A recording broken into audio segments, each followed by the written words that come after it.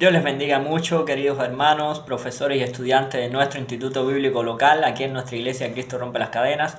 Y bueno, un fuerte saludo también a todos los profesores y estudiantes de las demás aulas de nuestro presbiterio aquí en Marianao, Playa, Lisa, en nuestra amada ciudad de La Habana. La semana que pasó fue una semana de mucho trabajo para mí, por eso hasta el día de hoy no pude editar el video, pero bueno, aquí estamos recordando que estamos sacando una enseñanza acerca de la Iglesia de Cristo. Y antes de comenzar yo quisiera recordar un poquito lo que tocamos en la clase, video anterior. Recordamos que habíamos presentado una serie de definiciones sacadas de definiciones que encontramos en fuentes por internet. Pero bueno, realmente quería, aunque no están de todo mal, no están mal, ¿no? De hecho, no están mal esas definiciones. Queríamos construir un concepto más bíblico. O sea, aunque esas definiciones sí tienen una naturaleza y una raíz bíblica, queríamos ir un poquito más a los textos bíblicos en sí. ¿Qué dice la palabra de Dios acerca del concepto, definición de iglesia? Y bueno, la iglesia de Cristo. Y bueno, yo había presentado en el video anterior una propuesta y había dicho que iba a construir el concepto bíblico de la iglesia de Cristo a partir de tres elementos, de tres componentes elementales. ¿Qué significa esto? Que eran tres bloques, como si fueran tres bloques que íbamos a usar para construir un gran edificio. Y bueno, son tres elementos, tres componentes elementales para construir la definición de iglesia de Cristo. Amén. Y bueno, estuvimos viendo en el video anterior que este primer componente elemental, este primer componente que hace la base de la definición era que la iglesia era un organismo vivo. Y estuvimos respaldando este criterio allá en la carta que escribió el apóstol Pablo a los Efesios, capítulo 4, versículos del 4 al 6, versículos también 11 y 14. Alabado sea el Señor. Vimos ahí que la iglesia de Cristo es un organismo vivo porque presenta un cuerpo, está compuesto por un cuerpo, alabado sea el Señor, con muchos miembros que desempeñan diferentes funciones. Vimos también que la iglesia de Cristo está compuesto por un espíritu, el cual une a todo el cuerpo para hacer lo que a Dios le agrada en un mismo sentir. Y vemos también que la iglesia de Cristo está compuesto por una cabeza que es nuestro Señor Jesucristo, que de Él provienen todas las cosas. Él es el que hace que el cuerpo entero funcione hacia la voluntad de Dios Padre. Alabado sea el Señor. Vimos también que en su desarrollo característico de la vida como un organismo vivo, la iglesia de Cristo necesita llegar a la unidad de la fe, gloria al Señor, y al conocimiento del Hijo de Dios, creer y aceptar a Cristo como su Señor y Salvador. Pero también necesita llegar a ser en Cristo perfecta, así como el propio Cristo es perfecto. Esto demanda, amado hermano, un crecimiento. Gloria al Señor. Esto sugiere un crecimiento. La iglesia es un ser, un organismo vivo que crece, que se desarrolla, que se multiplica, se reproduce, alabado sea el Señor. No muere, y eso lo vamos a ver después, no muere porque en Cristo es eterna, pero como organismo vivo está compuesta por estas cosas, cuerpo, espíritu, cabeza, y necesita un crecimiento para llegar a ser perfecta como Cristo es perfecta. Este proceso demanda un crecimiento en cuerpo y espíritu. Y habíamos resumido que la iglesia es un organismo vivo altamente desarrollado con un necesario potencial de crecimiento. Alabado sea el Señor. Y bueno, ahí nos quedamos. Habíamos también desmentido dos mitos que vamos a tocarle en su momento en la clase de hoy para desmentir otro más que tenemos que desmentir. Pero bueno, en su momento lo vamos a retocar, a repasar. ¿Verdad que sí? Ahora bien, vamos a comenzar este tiempo delante del Señor en oración para que esta enseñanza sea efectiva y bueno, cumpla su objetivo, que es edificar a todos aquellos que están escuchando. Y aún quisiera que si usted tiene un familiar o un vecino, un amigo inconverso, le compartiese este video, porque este video en específico es importante para esa persona. Amén. Vamos a estar ministrándole. Espero que el Espíritu Santo use a este siervo del Señor y vamos a orar. Amado Padre de que estás en los cielos, Gracias te damos, Señor, por esta enseñanza. Yo te ruego que sea de bendición para todos aquellos que la escuchan. En el nombre de Jesús nos encomendamos a ti, Dios mío. Te damos las gracias y te decimos amén. Muy bien, amados hermanos, vamos a comenzar.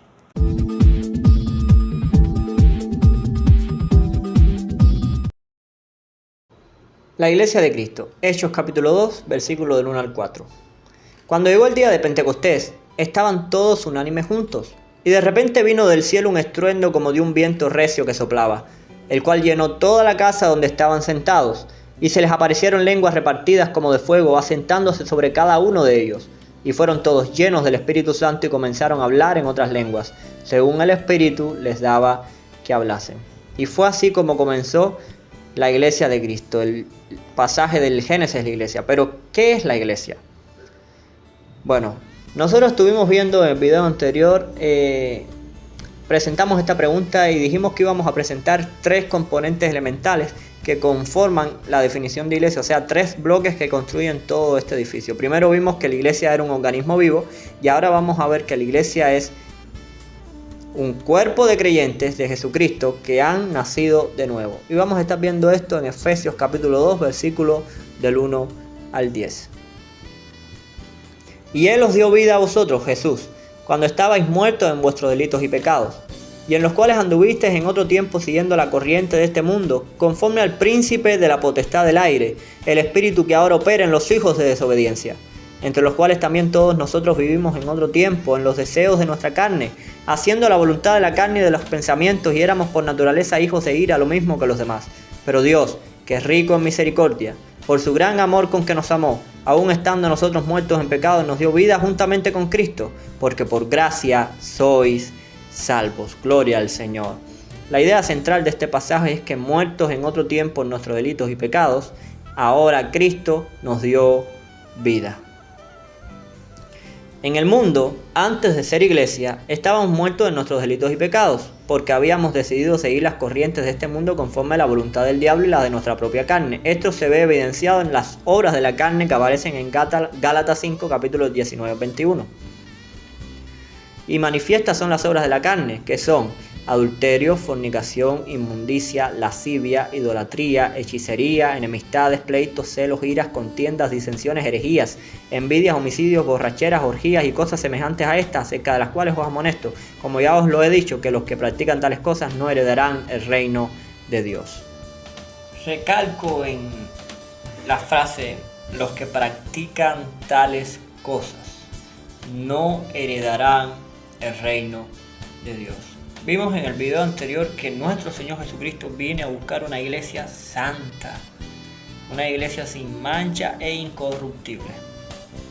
De tal manera que todos aquellos que practican todos estos pecados que en algún momento anduvimos, porque no es que seamos más santos que nadie, siempre hubo un momento en nuestras vidas en que fuimos esclavos de estos pecados, aunque hayamos nacido en el Evangelio, siempre hubo un momento en nuestras vidas en donde estos pecados nos estuvieron atando a nuestra carne, porque seguíamos los deseos de nuestra carne conforme a la voluntad del diablo.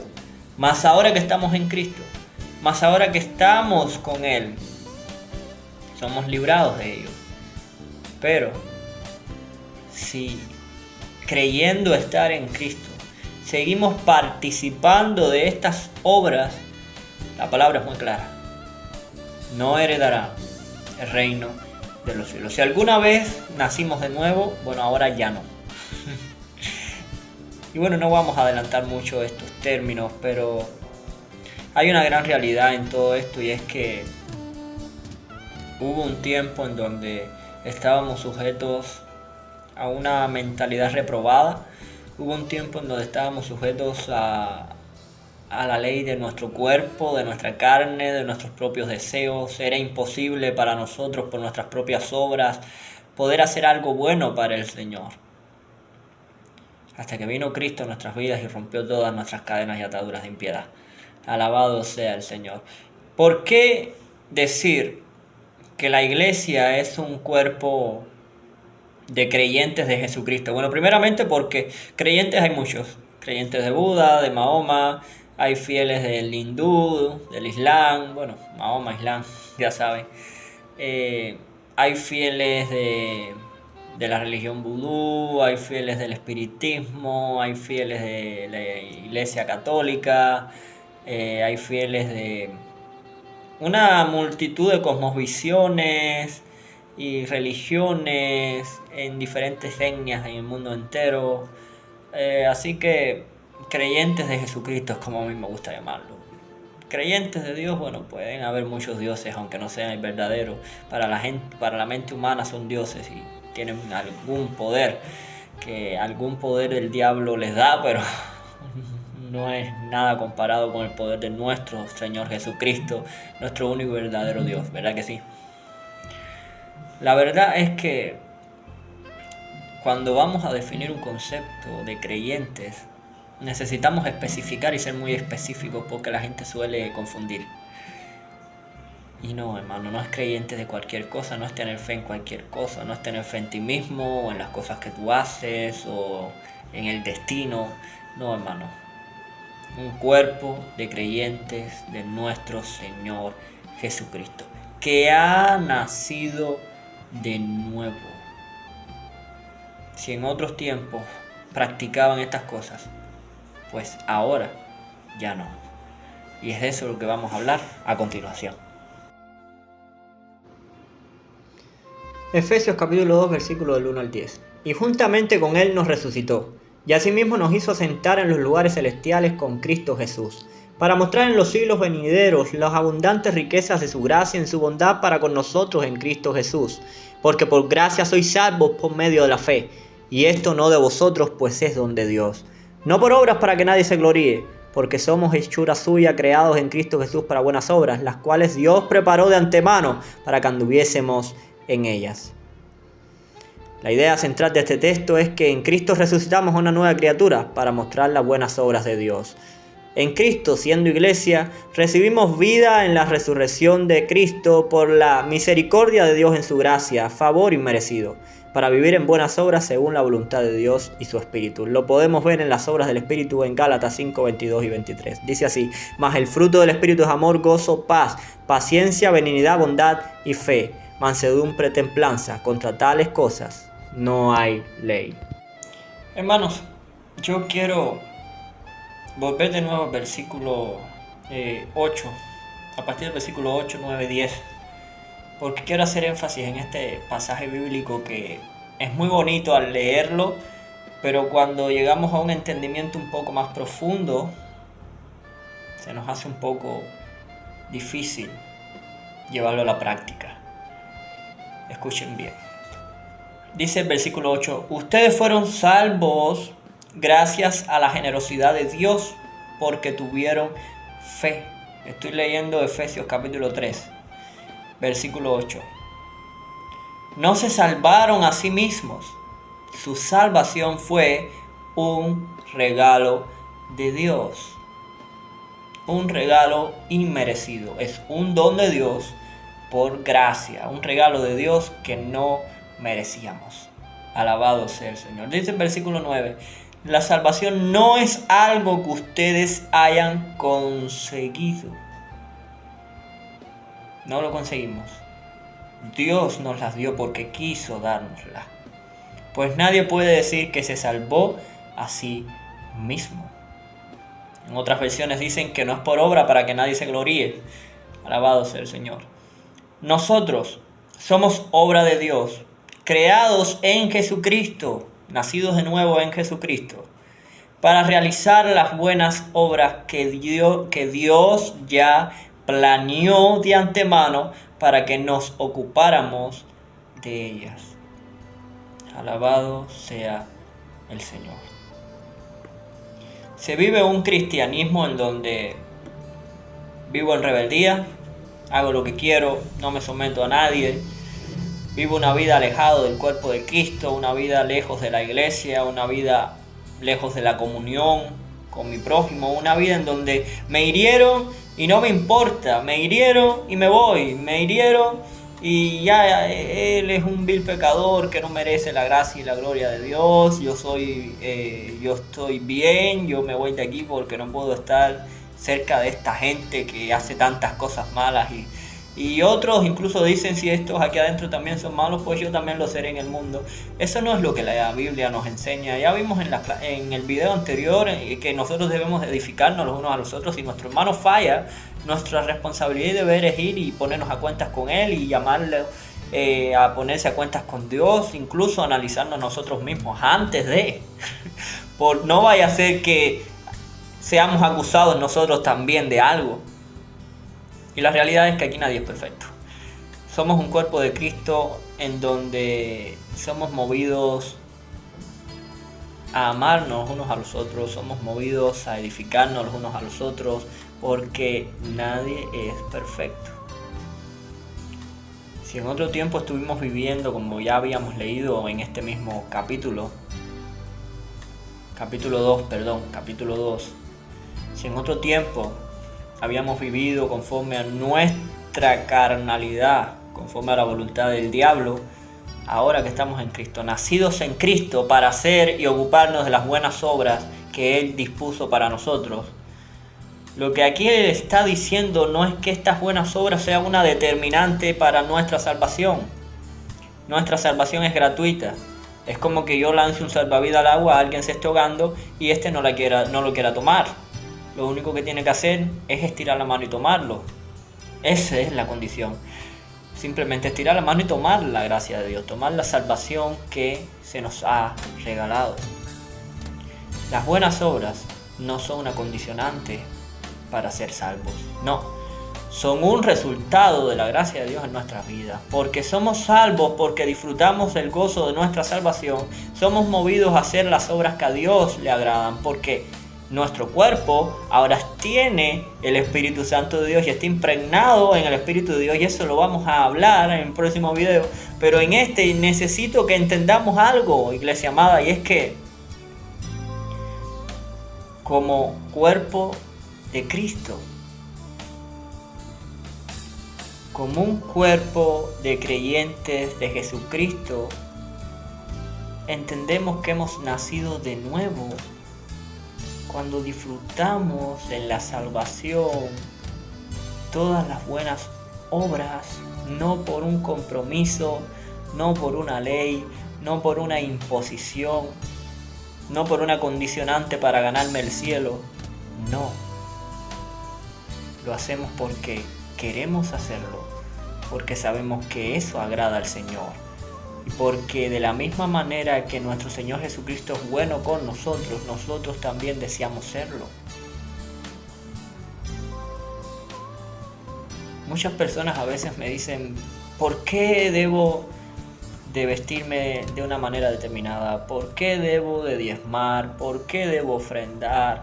¿Por qué debo pedir perdón si fue él el que empezó? ¿Por qué debo? ¿Por qué debo? ¿Por qué debo? Mi respuesta siempre es la misma. ¿Por qué no? ¿Por qué no hacerlo? No tenemos este ejemplo en nuestro Señor Jesucristo. ¿Acaso Él no lo sacrificó todo por nosotros sin que nosotros lo mereciéramos? Nosotros teníamos la culpa y Él vino, se humilló. Entonces, hermanos, hay que entender algo. El ejemplo de Cristo no es fácil seguirlo. Y la gracia de Dios es para todas las personas, no importa cuántos pecados y cuántas calamidades y cuántas cosas terribles hayan hecho. Por muy bueno que quieran aparentar ser delante de los hombres, esos pecados siempre van a venir sobre ellos y siempre los van a acusar. Más aún los hombres los van a acusar. Más cuando dejamos todo eso atrás y nos rendimos delante de la presencia de nuestro Señor y Jesucristo, nacemos de nuevo por su Santo Espíritu. Entonces podemos disfrutar el gozo de nuestra salvación, como decía el salmista, y un espíritu recto nos empieza a sustentar y empezamos a obrar como a Dios le agrada. Y como iglesia, es importante la comunión, porque está escrito, ay del solo, que no habrá segundo que lo levante. Mejor son dos que uno, porque si el uno cayere, el segundo lo levantará. ¿Verdad que sí? Cordón de 3 dobleces no se rompe fácilmente. Entonces, una serie de pasajes y una serie de cosas que nos alientan y nos animan a vivir como iglesia, a edificarnos unos a los otros, a amarnos los unos a los otros, a perdonar, a ofrendar, a hacer obras por amor, no porque que ellas nos vayan a garantizar la salvación. Hay cosas que debemos de entender en la palabra de Dios que se han olvidado, hermano amado, y es que nuestro Señor Jesucristo vino a esta tierra sin esperar nada a cambio. Derramó la salvación a toda criatura, pagó un precio muy alto, sin esperar nada a cambio. ¿Qué podía esperar Él de nosotros? Que nada podíamos darle. Su deseo debe ser también el nuestro. Gloria al Señor. Aleluya. Todo esto significa, hermanos, que ya no estamos sujetos a la ley de nuestro pecado, la ley de la carne, sino más bien nos dejamos guiar por el Espíritu Santo, y como nos dejamos guiar por el Espíritu Santo, vivimos como a Dios le agrada. Gloria al Señor. Dice Gálatas 5, 24 a 25, para resumir: pero los que son de Cristo han crucificado la carne con sus pasiones y deseos. Si vivimos por el Espíritu, andemos también por el Espíritu. Creo que no hay necesidad de explicar esto, se explica por sí mismo. Vamos a desmentir algunos mitos. En el video anterior desmentimos unos cuantos, vamos a desmentir hoy el mito de hoy. Dice aquí: la iglesia que acepta a todas las personas. Esto es un mito. La iglesia no puede aceptar en su cuerpo a cualquiera. La iglesia abre sus puertas a todos aquellos que quieran decidir vivir para Cristo y por el Espíritu de Dios. En el video anterior desmentimos la idea de que la iglesia fuese un edificio hecho por manos de hombres. Por lo tanto, que alguien entre al lugar de reunión de la iglesia no significa que sea parte de ella. Quiero compartirle una carta a los visitantes de la iglesia. Si hay alguno que ve este video que esté visitando una iglesia, escuche bien. Amigo querido que nos visita, quiero que sepas que tú eres bienvenido entre nosotros y es un gran gozo que nos visites. Pero tengo que decirte la verdad. No serás parte de la iglesia que Cristo viene a buscar si no renuncias a tu pecado y decides aceptar a Jesucristo como tu Señor y Salvador. Para Dios es tan importante la relación que tiene con su iglesia que lo compara con un marido y su esposa. Dice Efesios 5, 25, 27: maridos, amad a vuestras mujeres así como Cristo amó a la iglesia y se entregó a sí mismo por ella, para santificarla, habiéndola purificado en el lavamiento del agua por la palabra, a fin de presentársela a sí mismo, una iglesia gloriosa, que no tuviese mancha ni arruga ni cosa semejante, sino que fuese santa y sin mancha. Como resumen, la iglesia de Cristo es un cuerpo de creyentes de Jesucristo que han experimentado un nuevo nacimiento en su muerte a su vieja vida y su resurrección en nueva vida en Cristo Jesús. Aleluya. La iglesia de Cristo no es cualquier cosa. Es que por naturaleza, como le pude haber dicho antes, es imposible que cualquier tipo de persona entre dentro del cuerpo. Es como si fuese un virus, no un órgano vital. Un virus que entró y está infestando el cuerpo. No es discriminación, no. Es que donde hay pecado no puede habitar el Espíritu Santo de Dios. Y no es que nosotros dentro de la iglesia seamos más santos que nadie. No, estamos en un proceso de santificación que lo hace el Espíritu Santo de Dios que habita en nosotros. Pero si la persona no está dispuesta a arrepentirse de sus pecados, ¿cómo es posible que el Espíritu Santo vaya a obrar en su vida? ¿Cómo es posible que vaya a convivir y a vivir en él? Es imposible. La iglesia es un cuerpo de creyentes de nuestro Señor Jesucristo que ha nacido de nuevo, que estuvo dispuesta a renunciar a su antigua manera de vivir con sus deseos y pecados para resucitar en nuestro Señor Jesucristo en una nueva criatura. Quien yo era, ya no soy. Lo que yo pensaba, como yo pensaba, ya no pienso. Lo que yo quería, ya no quiero. Soy nuevo completamente en Cristo. Y así como yo lo soy, cada uno de mis hermanos y hermanas lo es. Iglesia amada que escucha, amigo que estás escuchando, solamente nuestro nuevo nacimiento en Cristo nos hace coherederos e hijos del nuevo pacto. Coherederos con nuestro Señor Jesucristo de esa herencia bendita que tenemos en los cielos. En fin, aprendimos pues que en otro tiempo fuimos pecadores, viles pecadores, y ahora en Cristo tenemos vida eterna. Aprendimos que nuestras obras no determinan nuestra salvación, pero nuestra salvación determina nuestras obras futuras. Gloria al Señor. Parece trabalengua, pero si usted lo analiza, tiene mucho sentido. Gloria al Señor, porque usted es salvo. te va a sentir en el corazón hacer aquello que sabes que a nuestro Señor le agrada. Y no por obligación, sino por gozo, por amor. Gloria al Señor.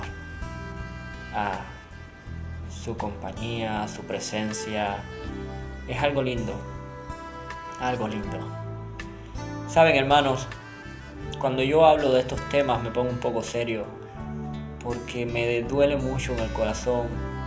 Y muchas veces nosotros los líderes caemos en eso. Porque hago mucho, porque tengo un historial, porque soy alguien, porque ayudo a los pobres, a los necesitados, dirijo los ayunos, doy la palabra. Y eso mata la humildad y mata muchas cosas buenas que el Señor hace en nuestras vidas. Llega un momento que comienza la arrogancia, la altivez, y olvidamos que también somos pecadores y cometemos errores. Entonces el dedo que señala siempre está apuntando a aquellos que a nuestro entender son pecadores, pero a los ojos de Dios son iguales a nosotros. Cuando yo entré al liderazgo, el Señor tuvo a bien poner un sentir en mi corazón, un pensamiento más bien, y fue el decirme: no eres mejor que los que te antecedieron. Los errores que ellos pudieron haber cometido los puedes cometer tú. De hecho, me he dado cuenta que los he cometido, y gracias a ese ejemplo pasado pude darme cuenta y pude reflexionar y recapacitar. Amados hermanos, para no hablar mucho más, el ser iglesia requiere de un entendimiento de quiénes somos en Cristo. Amén. Y es que no somos cualquier cosa. No nos debemos a este mundo. Somos cuerpo de nuestro Señor Jesucristo. Creemos en Él. Nos hemos arrepentido de nuestros viejos deseos, de nuestra vieja vida. Ahora hemos nacido nuevamente en Cristo y en Él esperamos. Gloria al Señor. Nuestra relación con Él debe de exigirnos una santidad, un nivel de santidad muy alto. No por lo que hacemos, sino por lo que hay en nuestro corazón. ¿Sabes? El fruto que habla la Biblia cuando dice: por sus frutos los conoceréis. El fruto que habla la Biblia es este fruto espiritual, que cuando usted los lee en Gálatas 5, amado hermano, usted no ve por ninguna parte el ayudar a los pobres, usted no ve por ninguna parte el dirigir un culto, usted no ve por ninguna parte el exhortar a alguien, usted no ve nada de eso, usted no da por ninguna parte el ofrendar, el dar un diezmo. No, el fruto del Espíritu, el fruto que debe demostrar el creyente es el amor, es el gozo, es la humildad, es la mansedumbre, la templanza, la paz, la fe. Todas esas cosas producen entonces todas estas demás obras, y no las producen por un deber o un compromiso que tengamos con el cielo. No, lo producen porque nace de nuestro corazón. Es algo que no podemos olvidar, porque tristemente, si dejamos de hacer estas cosas y empezamos de nuevo a hacer las otras, la Biblia es muy clara, dice: no heredarán el reino de los cielos. Y este fue el segundo componente elemental para construir el concepto de iglesia. Amén. ¿Cuál es el primero? El primer componente es que la iglesia, ¿qué cosa es? Un organismo vivo. Alabado sea el Señor. Un organismo vivo con un altamente desarrollado, con un necesario potencial de crecimiento. Segundo, la iglesia de Cristo es un cuerpo de creyentes de Jesucristo que han nacido de nuevo. Si usted quiere conocer cuál es el tercer componente elemental, no se pierda el video de la próxima semana. Dios les bendiga mucho y que la paz de nuestro Señor Jesucristo esté con todos ustedes. Recuerden, Maranata, Cristo viene pronto. Aleluya.